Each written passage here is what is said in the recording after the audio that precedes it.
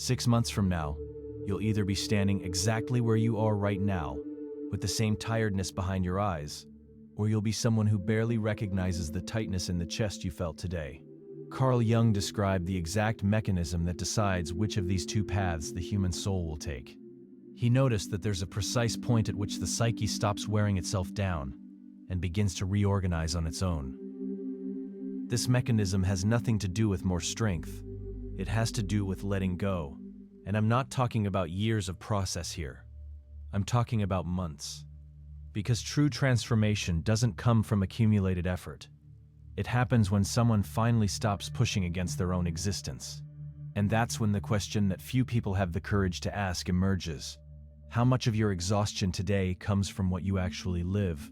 And how much comes from what you insist on forcing every single day? We're living in a strange time. A time when nobody accepts anything that comes anymore. Everything has to be optimized, monitored, improved every week, scaled to the next level. The body has to be controlled by apps that count steps and calories. Emotions have to be tracked by quick therapies that promise to fit the human soul into behavioral spreadsheets. Relationships have turned into projects with performance metrics. Even rest has become a task. There are courses out there teaching people how to rest productively. Stop and read that sentence one more time. There are people paying money to learn how to rest in a way that yields better returns. That's the state of things today. An entire generation trained to believe that losing control is the worst tragedy that can happen to a human being. And the result of all this is showing up in waiting rooms full of patients, in clinics that can't keep up with demand, in poorly slept nights, in the blue light of phone screens lighting up tired faces at 3 a.m. The result is showing up in people who achieved everything they ever wanted and still feel a kind of emptiness that no achievement can fill. The obsession with control has become the invisible religion of modern life. It has its temples, which are the gyms and the offices. It has its rituals, which are the morning checklists. It has its priests, who are the productivity gurus, selling the idea that you can master time, master sleep, master hunger, the desire to rest, even the doubt that creeps into your chest when nobody's watching. Everything controlled. Everything under command. But there's an old problem with this idea. And the person who saw this problem with frightening clarity was a British philosopher named Alan Watts, who spent decades observing the paradox of a civilization that, the more it tries to control, the less it actually lives. Watts wrote in The Wisdom of Insecurity an image that haunts everyone who reads his books to this day. He said that trying to grab life with force is like trying to hold water by squeezing your hands together. The harder you squeeze, the faster the water slips through your fingers. The tighter your grip, the less remains. Think about that for a moment. Think about the times you wanted something so badly. Wanted it so much that the wanting itself turned into an obsession. And the harder you chased it, the more it seemed to slip away. It might have been a person, a job opening, an approval, some kind of recognition, a relationship you tried to save tooth and nail. And then, after all that effort, after sleepless nights and days spent planning strategies, you gave up. And it was exactly at the moment you gave up that the thing showed up, or something else showed up, something even better that you hadn't even imagined. This isn't a coincidence. It's the logic of the paradox Watts studied his whole life. There's a massive difference between wanting and forcing. Wanting is a direction. Forcing is a kind of violence against the natural flow of things. Whoever forces transmits, without realizing it, a frequency of fear. And life, for some reason that's hard to explain but easy to observe, seems to respond to fear by backing away. I know it's hard to hear this, especially when you were raised inside a culture that glorifies heroic effort, that sells books about never giving up, that turned forcing into a moral virtue. But take a look at the people around you. Look at the most anxious people you know. They're probably the ones who try hardest to control. Now look at the lightest ones. They're probably the ones who learned, somehow, how to let go. And here's where the deeper problem starts. Because this force we use to try to control everything is born from an old illusion. The illusion that there's a self separate from the world, a tiny pilot sitting inside the skull, commanding the body, commanding life, commanding the universe around us. Watts called this the fundamental delusion of Western civilization. You feel it, don't you? You feel like there's a you in there inside your head, behind your eyes steering everything, and that this you has to make things happen, has to make the right decisions, cannot fail, has to carry the weight of the world on its shoulders because if it fails, everything collapses. But this sensation of a separate self is a mental construction. Watts argued that nobody has ever actually found this little pilot inside the brain. Neuroscientists have been searching for decades. Philosophers searched before them, and mystics before the philosophers, and they all arrived at the same strange conclusion. This self you think you are isn't located anywhere specifically. It's a pattern, a story the mind keeps telling itself constantly, and that gets confused with a fixed identity. When you believe you are this separate pilot, you also believe you have to control the ship, and you start to force. You force work to produce more than it can. You force the relationship to keep standing when it's already begging for rest. You force the body to obey, and the mind to stay quiet. And when none of it responds, you force your entire life to fit into your plans. Since all of this is being done by an illusion trying to command something it doesn't actually command, the result is exhaustion. The uncomfortable truth is that you're not piloting anything. You're part of a much larger movement, one that was already happening before you were born, and will keep happening long after you're gone. Your body breathes without you having to remember. Your heart beats without needing your authorization. Your cells renew themselves. Your digestion happens. Your thoughts arise out of nowhere and disappear into nowhere. Who's doing all this? You? Are you sure? I'm not telling you this to make you anxious, but to wake you up. Because the greatest liberation possible begins the moment someone realizes they don't have to carry the weight of commanding a life that, in large part, runs itself. Now, before we go any further, I need you to understand something that will deepen everything that comes next. And it has to do with tiredness. Not ordinary tiredness, but that soul-deep exhaustion that nobody talks about in casual conversation. There's a kind of exhaustion that doesn't sleep. You close your eyes, your body even gets a little rest, but on the inside, that machine keeps running, planning the next day, anticipating problems, rehearsing conversations that might never even happen. It's the tiredness of someone who spends years rowing against the current and still believes that stopping means sinking. This tiredness has a name. It's the price of living in a state of constant opposition to whatever is happening.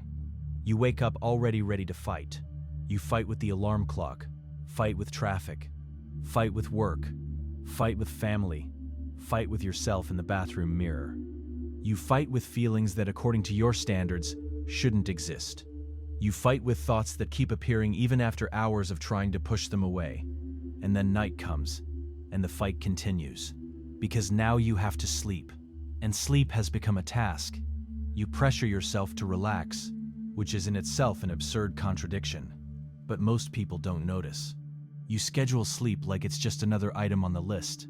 You drink the right tea, do the right breathing, plug in the meditation app, and even then the mind refuses to rest, because over the years it has learned that resting is dangerous, that if it stops, everything falls apart. I completely understand when you say you're exhausted with life, but listen to this. You're not exhausted with life. You're exhausted from fighting it. Those are two completely different things. Life itself doesn't tire you out.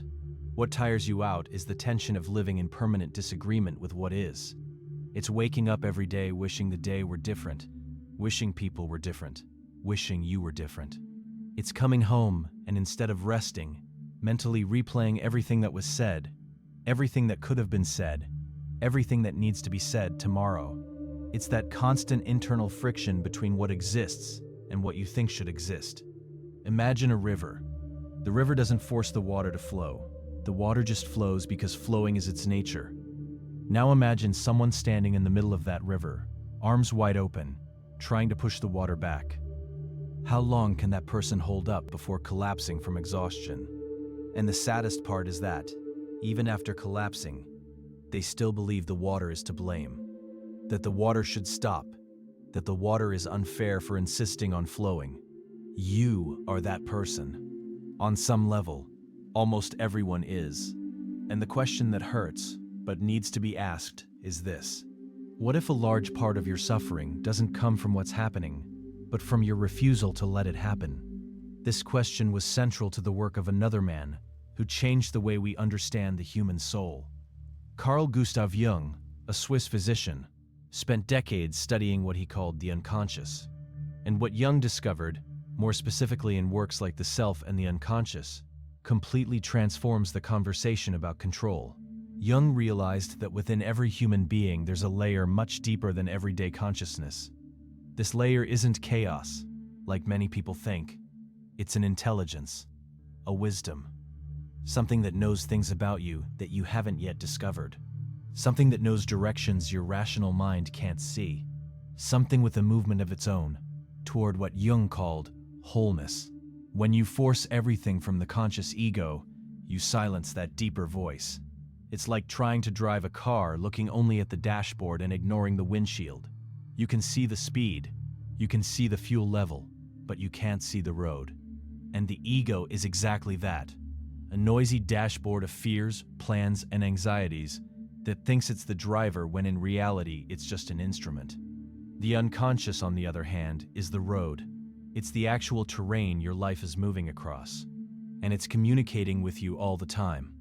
In dreams that keep echoing after you wake up, in synchronicities that feel like coincidences too strange to actually be coincidences, in physical symptoms that show up out of nowhere, in seemingly random encounters that change the direction of things. All of that is language. All of that is the unconscious trying to tell you something. But how do you listen to that voice if you spend the entire day forcing? You can't. There's no way. The noise of excessive effort drowns out any whisper coming from within.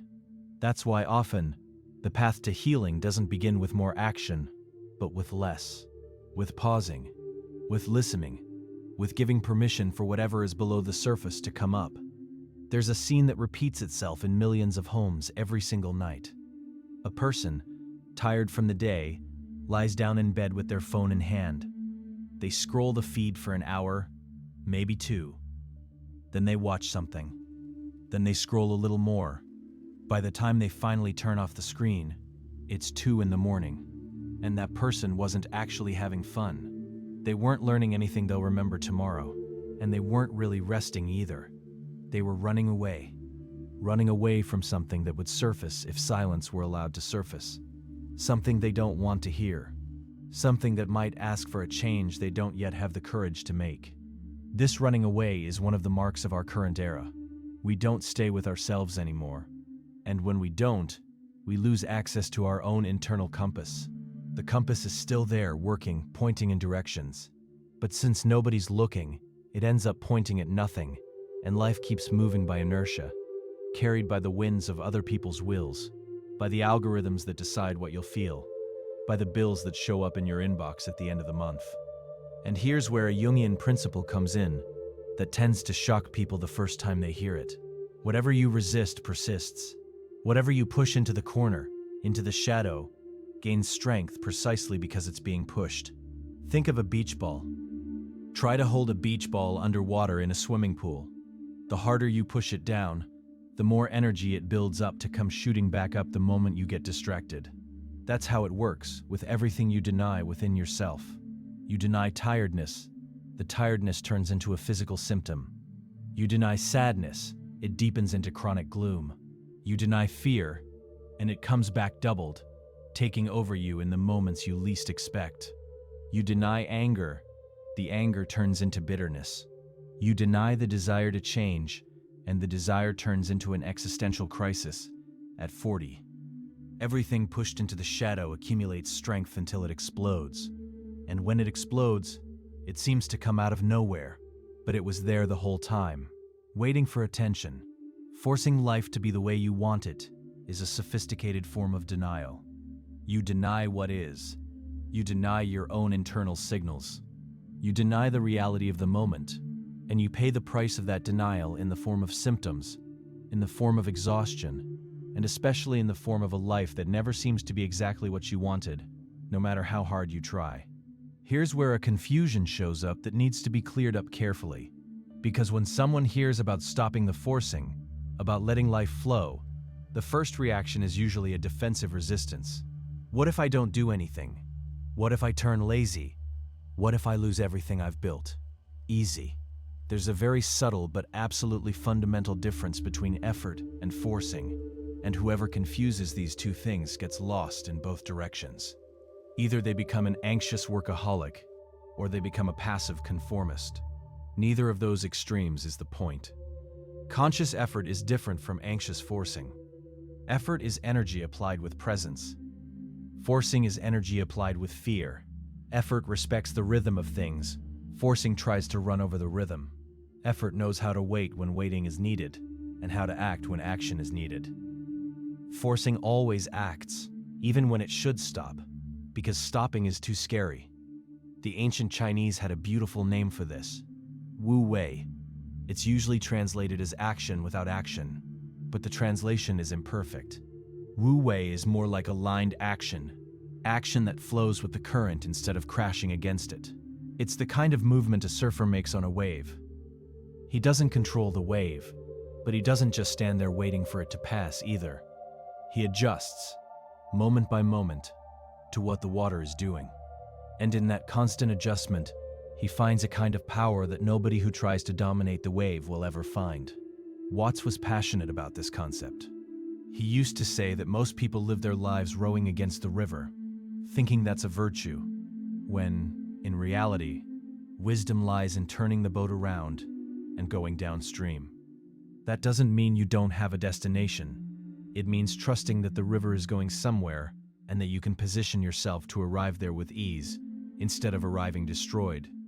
Think of someone you admire, someone who seems to live with grace. That person probably doesn't work less than the anxious ones, but they work in a different way. There's another quality of presence to them.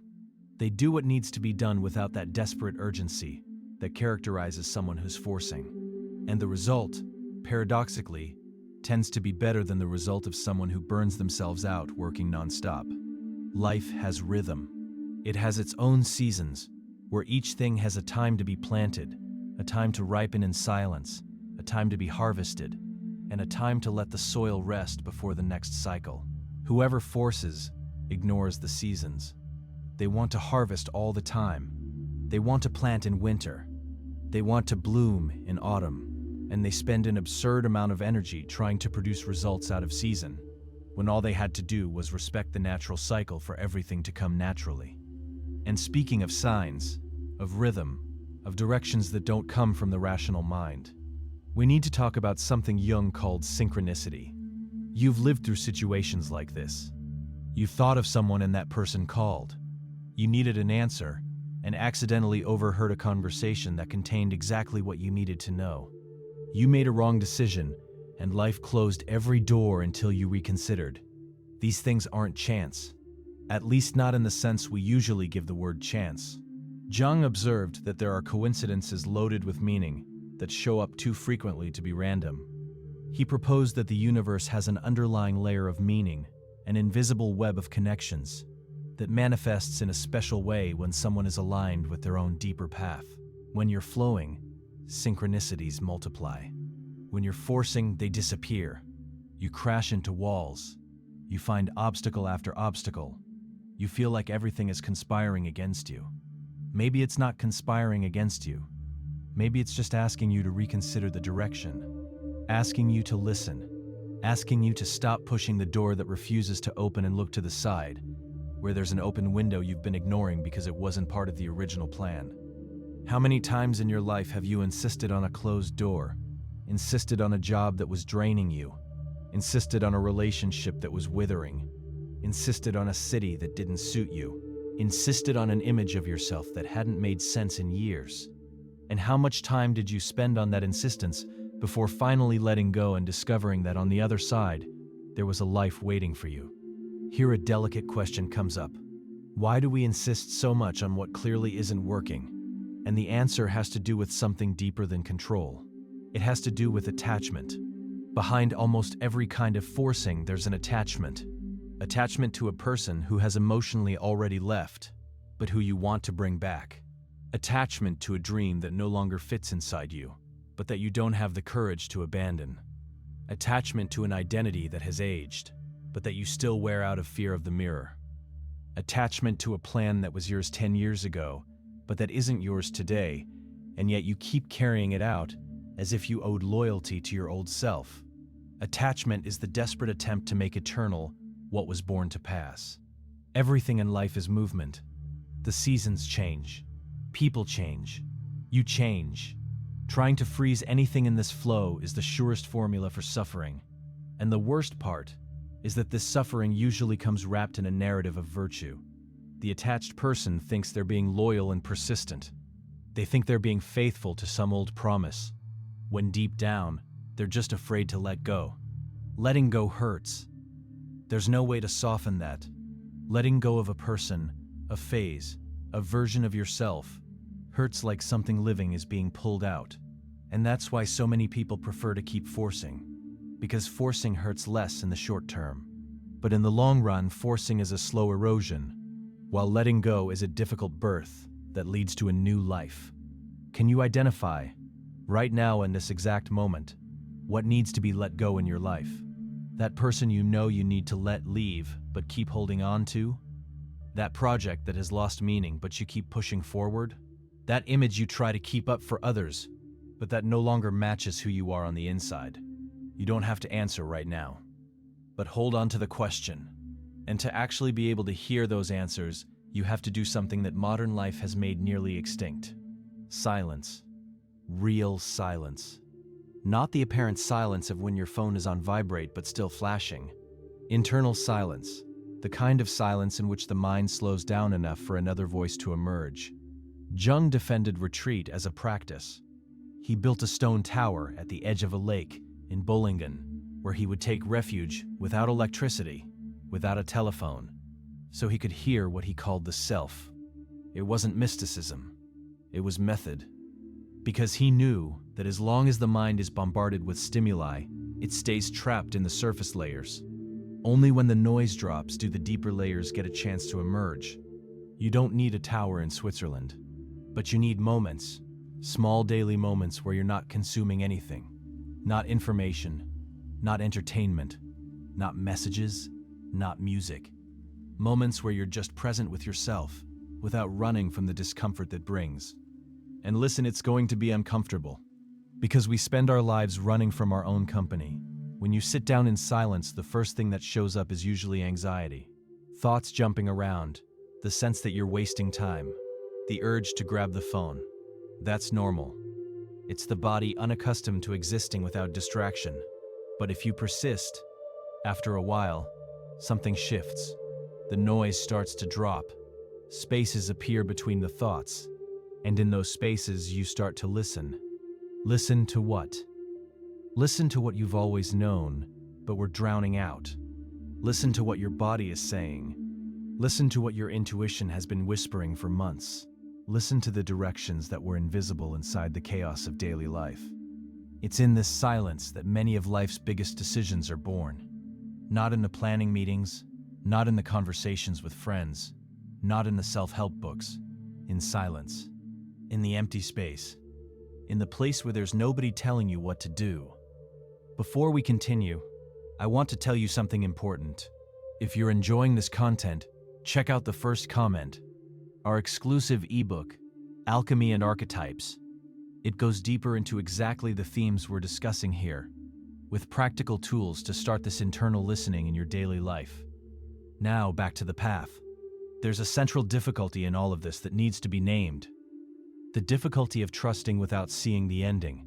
When someone tells you to let life flow, to stop forcing, to release control, the question that pops up right after is a practical one.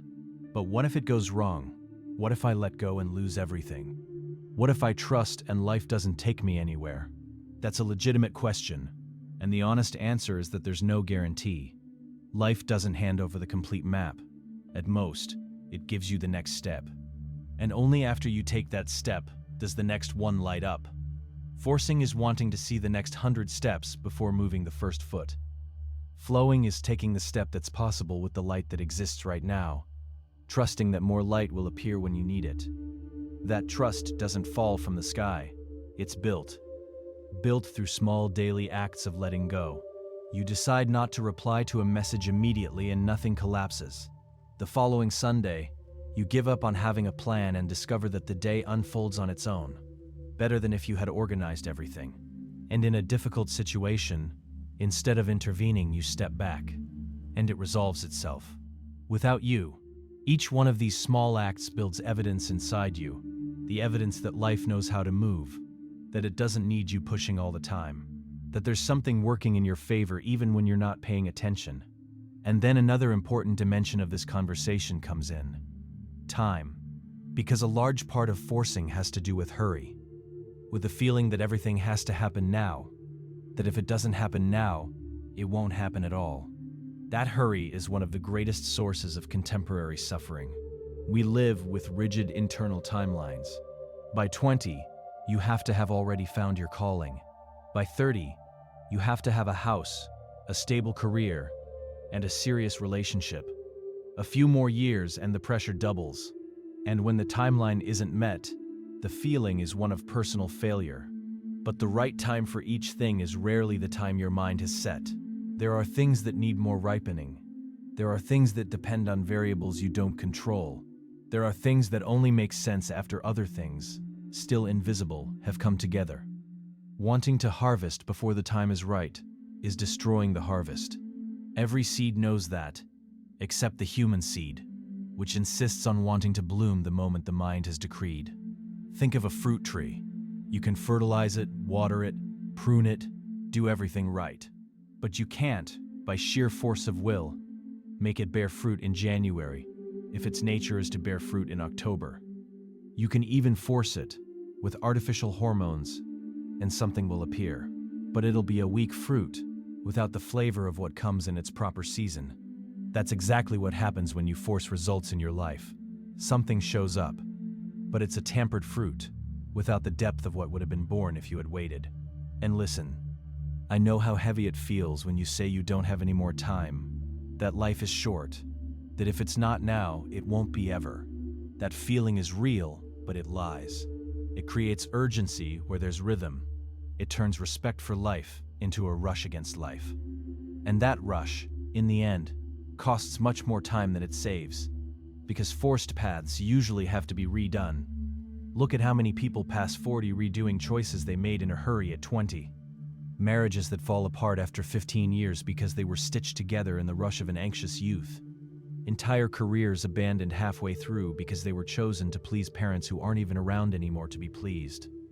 Identities discarded, houses sold, cities changed in a panic, all built on the fear of being left behind. The hurry that seemed to save time charged a very high price on the final bill. And meanwhile, there's another kind of person. People who seem to have arrived more slowly at certain places, but who arrived intact, who chose calmly when everyone else demanded a quick choice, who tolerated looking like they were behind so they wouldn't betray their own internal timing. Those people rarely have to redo their choices, because what was chosen at the right time doesn't ask for revision. Here a confusion comes up that needs to be handled clearly, because it's where a lot of people get lost. Letting go is not giving up. And trusting doesn't mean being passive, nor does flowing mean canceling yourself out in the face of life. This is an imported confusion, mixing poorly translated Eastern wisdom with the shallow talk of half-baked life coaches. And the result is that a lot of people hear these ideas, get scared of becoming someone without ambition, and run right back to the same old forcing. Letting go of control doesn't mean abandoning your dreams. It means stopping the attempt to dominate the path and starting to cooperate with it. You still have direction. You still have desire. You still act. But you act from another place. You act from a place where the action doesn't come from fear, but from clarity. It doesn't come from anxious urgency tightening the chest, and it doesn't come from a desperate need to prove anything to anyone either. It comes from a natural response to what's being asked in that moment. There's a huge difference between these two postures. Whoever forces acts to fill an internal hole. Whoever flows acts because the movement naturally springs from who they are. The first is always tired. The second finds energy even where there didn't seem to be any. And that difference isn't mystical. It's observable. You can see it in people. Some work 12 hours and look dead. Others work 12 hours and look alive. The difference isn't in the hours, it's in the internal place from which the action is coming. Letting go is in fact an act of courage that few are able to do. It takes a lot of courage to stop pushing when life has spent its entire time teaching you that pushing is the only thing that works. Even greater courage to trust when external evidence seems to indicate that trusting is foolish. And a rare kind of courage to stay still when everyone around you is running. It's not weakness. It's a rare kind of strength, the kind that doesn't show up on magazine covers, but that sustains those who have it. But there's something Jung discovered in his last years of research that completely changes what comes next. Something almost nobody talks about, maybe because it's too uncomfortable to say out loud. Before I reveal what happens inside someone who finally lets go, I need you to understand one last thing about who you become on the other side. Because what shows up over there isn't the same person, just more relaxed. It's a different person. So different that a lot of people don't recognize them anymore. And that difference has a name.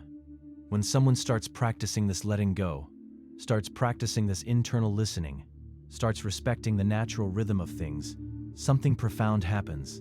That person starts to find themselves. Not the social version that serves the workplace, not the polished character on social media, but something more fundamental. What Jung called the self.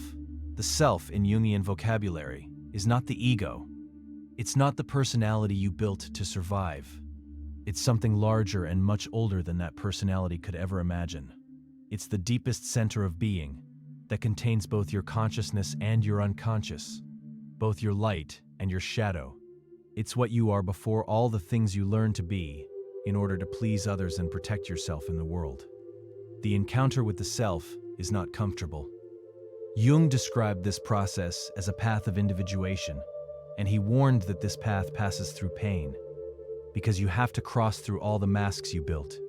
You have to look face to face at things you spent your life avoiding. You have to recognize aspects of yourself that you used to project onto others. You have to bury versions of yourself that already died, but that you pretended were still alive. But this encounter is also the only form of lasting peace there is. Because while you live from the ego, you live constantly comparing, calculating the next steps, defending yourself from things that haven't even happened, conquering things that don't fulfill you. When you start living from the self, an internal stability emerges that no longer depends on external circumstances. You still have problems, you still face losses, but there's a center that no longer shakes so easily. A place inside you that knows who you are, regardless of what's happening out there. And it's from that center that the real capacity to flow is born. Because while you don't have that center, flowing feels threatening. Without a firm self on the inside, letting go of external control is terrifying. But with that center present, flowing becomes natural. You can surrender to the movement of life because you know there's something within you that won't get lost in the movement. Something that remains, even when everything around you changes. There's a specific kind of beauty in someone who has lived through this crossing. You can recognize this person when you meet them. There's something in the eyes that nobody trains for. A calm that isn't apathy. A presence that isn't rigidity. A kind of lightness that seems almost impossible given everything that person has probably already lived through. And the lightness doesn't come from having suffered little. It comes from having learned to let suffering pass through instead of damming it up. Watts compared this existential posture to dancing with the music instead of trying to control the music. When you dance, you adjust to the rhythm, you surrender to the melody, you let your body respond to what's playing. You don't try to direct the music. You become part of it. And in that becoming part of it, a kind of pleasure arises that nobody who tries to dominate the music will ever experience. Life works the same way. It has its own music. It has rhythm, with moments of acceleration and moments of pause that alternate in a way nobody teaches in school. It has choruses that repeat themselves in different cycles. Whoever learns to dance with that music moves with grace even when the times are hard. Whoever tries to direct the music ends up run over by it. I know all of this might sound too abstract, too philosophical, too distant from the practical reality of someone who has bills to pay, kids to take care of, and difficult bosses to face. But it's completely valid to feel that way. And even so, I guarantee you that these ideas, when they become lived practices, change everything. Because they don't take your problems away, but they change your relationship with them. And the relationship you have with your problems determines much more about the quality of your life than the problems themselves. The person who learns to flow still faces financial difficulties when they show up at the door. They still have family conflicts and still deal with losses that hurt deeply. The difference is that they don't waste energy fighting against the existence of those things. They accept that they exist, deal with what needs to be dealt with, and let the rest move on. And that energy economy, over the years, makes a difference that's hard to describe to someone who has never experienced it. Maybe you're getting to the end of this text feeling a certain relief, a relief that comes from recognition. You knew all of this. On some level, you always knew, but you needed someone to put into words what your soul has been whispering for a long time. And maybe you're also feeling a slight discomfort. The discomfort of realizing you're going to have to change a few things. And changing is scary. You don't have to change everything all at once. Nobody changes everything all at once, and whoever promises that is lying. But you can start in a very simple way. Tonight, before you go to sleep, pick one thing you're forcing and let it go for one night. Just for one night. You'll discover the next morning that the world keeps spinning, that things move even without your push, and that small discovery will open a door that might stay open for the rest of your life. Maybe you don't need to fix anything today. Maybe you don't need to control absolutely anything that's outside your reach. Maybe all you need to do is take a deep breath, observe where you are, and trust that there's something larger than your anxiety working in your favor right now, even if you can't see it. Life has always been wiser than your hurry, more intelligent than your plans can sketch out on paper, and it has always known things about you that your rational mind will still take years to discover. And when you finally stop pushing the river, you discover a truth that changes everything. The river always knew where to go, and you, by releasing control, discover that you're going right along with it, in the exact direction you always needed to arrive at, without ever having to force absolutely anything to get there. If you made it this far, it's because something in these words found something inside you that has been asking to be heard for a long time. Drop a like here on the video, as a small gesture from someone who recognizes the path. Subscribe to the channel, so these encounters keep happening in your daily life, week after week. And if this conversation truly resonated, consider joining our members club, where we go deeper into these themes with exclusive material, in community with people who are living the same crossing as you. Because in the end, letting go of control isn't something you learn alone. You learn it alongside others who are also walking through the same crossing. And maybe this is exactly the right time for you to take that next step. The river is already waiting for you until our next encounter.